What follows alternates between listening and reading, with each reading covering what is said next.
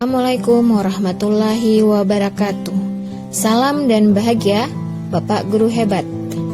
Perkenankanlah saya untuk mempresentasikan aksi nyata saya topik 2 tentang mengapa kurikulum perlu berubah. Terlebih dahulu, perkenalkan, nama saya Siti Robiah SPD.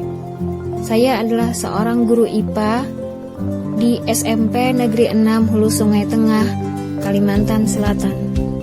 Ada 3 poin penting pada topik kita kali ini, yaitu yang pertama adalah apakah itu kurikulum, yang kedua adalah peran dan fungsi kurikulum, yang ketiga adalah tentang perubahan kurikulum.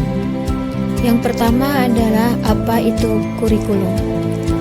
Kurikulum merupakan panduan pembelajaran pada satuan pendidikan, di mana dapat dimaknai sebagai titik awal sampai titik akhir dari pengalaman belajar peserta didik.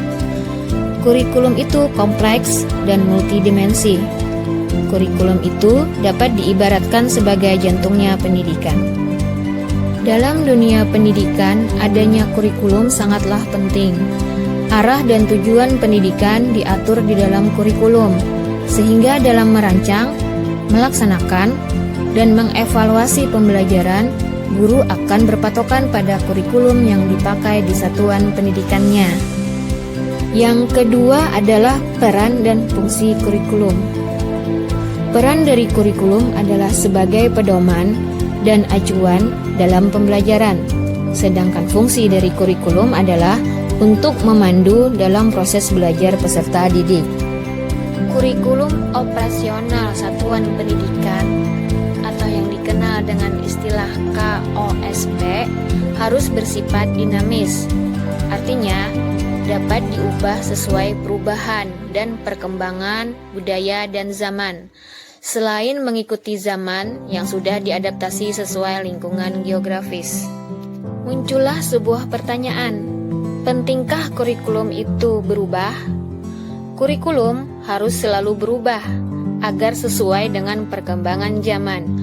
Apalagi masa sekarang ini, ilmu pengetahuan dan teknologi informasi telah berkembang, dan pembelajaran akan membosankan tanpa adanya perubahan.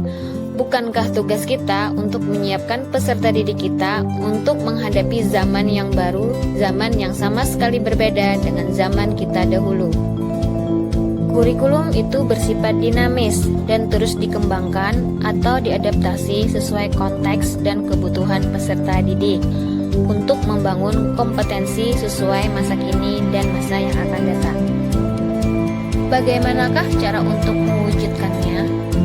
Seluruh komponen masyarakat, yaitu peran orang tua, masyarakat itu sendiri, dan sekolah, harus menempatkan kebutuhan, pendapat, pengalaman, hasil belajar, serta kepentingan peserta didik sebagai pengembangan kurikulum, karena kurikulum dirancang untuk kebutuhan peserta didik.